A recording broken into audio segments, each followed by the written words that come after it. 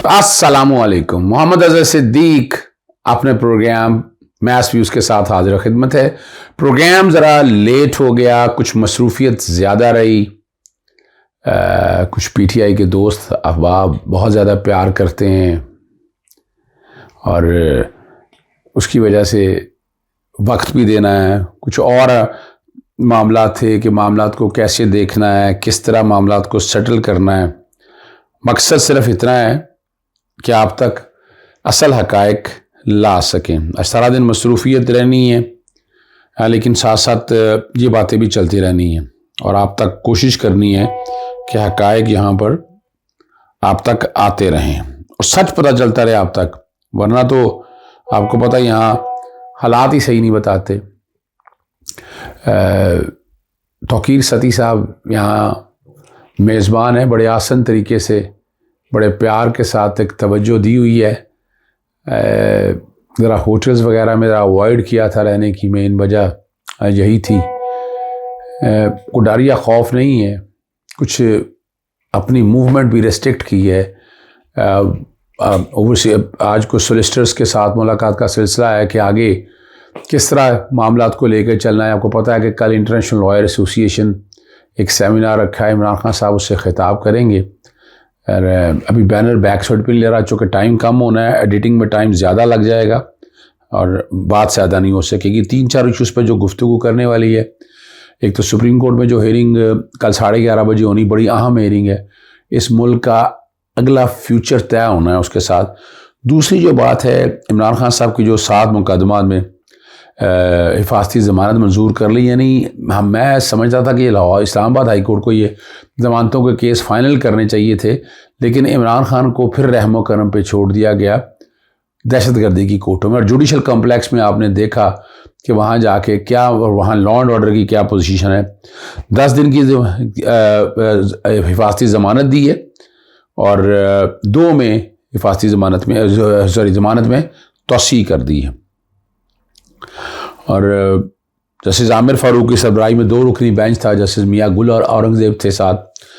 बाकी तरीके इंसाफ के सारे दोस्त अहबाब जो हैं, जो लीडर्स हैं, वो वहाँ पहुँचे थे। उसमें असद उमर हैं, शाह महमूद कुरैशी है, फवाद चौधरी हैं, सैफुल्लाह नियाज़ी, अली मोहम्मद ख़ान, अली नवाज़ अमान, बाबर अवान, आमिर कियानी, मलाइका बुखारी, इमरान इस्माइल कमरे अदालत में पहुँचे। सलमान सफदर साहब भाई हैं, एडवोकेट हैं। सेक्शन 154 के हवाले से उन्होंने बताया कि जो कुछ बुरा होने का गुमान हो रहा है, जितने मुकदमे हैं सब में ज़मानत करवा ली है। अगर कोई खुफिया FIR है तो उसका जानने का हमारा हक है। 140 केसेस जो हैं अब तक दर्ज हो चुके हैं और तमाम केसेस में ज़मानत ले ली है और बराह रास्त हाई कोर्ट आना चाहते हैं। जुडिशल कम्प्लेक्स ज़मानत लेने गए थे, मगर अमन की सूरत हाल पैदा होगी। और इमरान खान साहब वाहिद लीडर हैं, आप अंदाज़ा लगाएं, ज़मानत लेने गए हैं तो, और वहाँ जो हाल किया है, दहशतगर्दी का पर्चा दर्ज हो गया। आपको पता है यहाँ तो बगावत बढ़ती है या दहशतगर्दी, और मजाक हो गया है।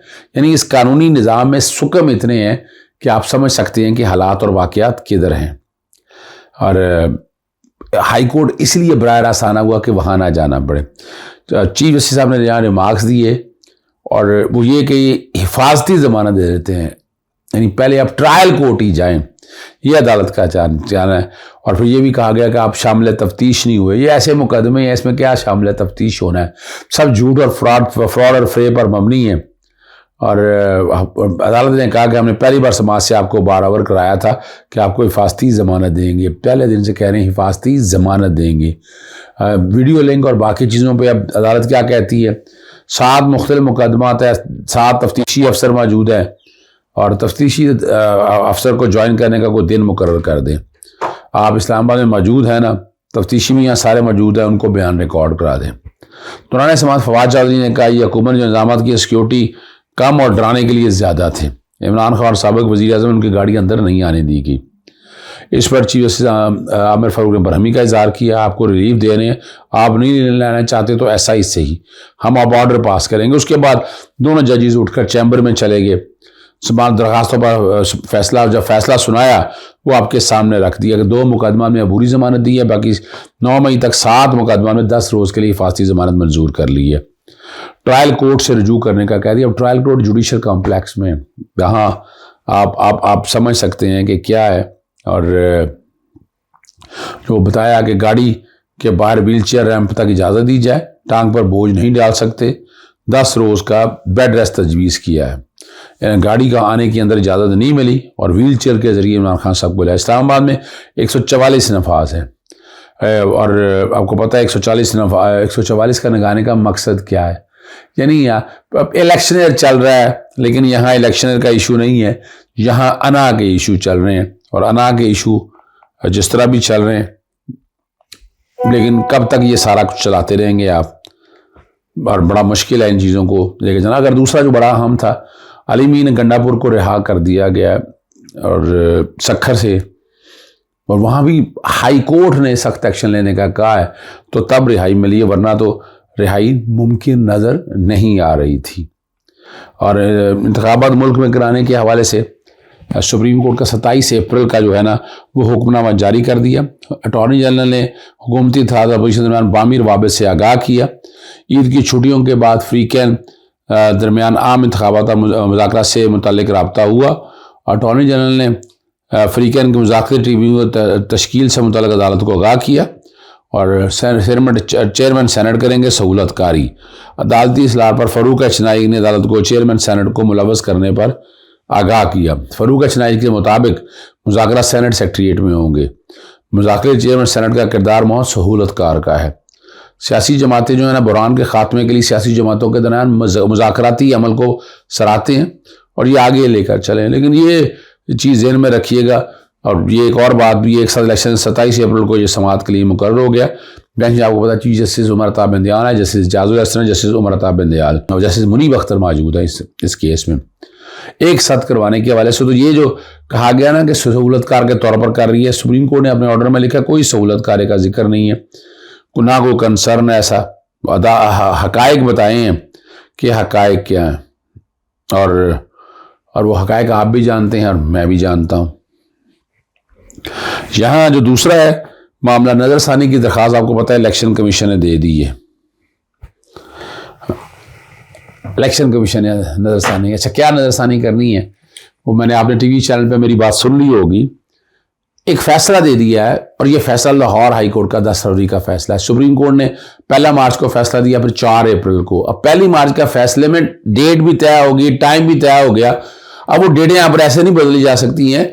अब इसका ऑर्डर विड्रॉ करने के हवाले से, यानी एक दफ़ा अगर आपने विड्रॉ कर दी तो ये किसी भी जगह लाके इकट्ठा करेंगे और बगैर पूछे समझे तो उसको डिस्पोज कर देंगे। ये अब सुप्रीम कोर्ट का बड़ा वाज़ेह पैगाम है। अब और ये लोग चूँकि आज ही की डेट में अब सामने बात आई है, तो ये खाली सिर्फ हाजिरियाँ लगाने से मसला नहीं हल होगा, आपको कानून के मुताबिक आगे आना पड़ेगा। और अगर आप नहीं आएंगे तो फिर आप सोचिएगा कि इस निज़ाम का मुकाबला कैसे करेंगे। अगर चीज़ों को समझना है तो 2-3 चीज़ें ज़हन में रख लीजिएगा। इलेक्शन कमीशन के खिलाफ सख्त एक्शन लेने की ज़रूरत है। इलेक्शन कमीशन अपनी आईनी और कानूनी जिम्मेदारी पूरी नहीं करता। साफ शफाफ इलेक्शन कराने इलेक्शन कमीशन ने। इमरान खान साहब भी बात कर रहे हैं और मैं उम्मीद करता हूँ कि जो बाकी चीज़ें हैं वो सारी वो साथ साथ चलती रहेंगी। लेकिन जिस तरह इस सारे केस को चलाया गया, जिस तरह ये चीज़ सारी सामने आ गई, वहाँ से आप समझ सकते हैं कि मामला कितना संगीन है। और कुछ सीधा पॉइंट जो हैं वो मैं आपके सामने रख देता हूँ जो बात की गई है। जस्टिस तारक सलीम शाह की कोर्ट में लार्जर बेंच इस केस की समाअत कर रहा है और एडिशनल एडवोकेट जनरल जो है अदालत की यानी वो मौजूद होंगे। यहाँ यूँ ले लेते हैं। सरकारी वकील ने एडिशनल डायरेक्टर एंटी करप्शन की जानब से अदालत से मशरूत माफ़ी मांग ली और चादर चार दिहाड़ी पर तौहीन करने के पर बड़ा क्लैरिटी का नोटिस दिया है।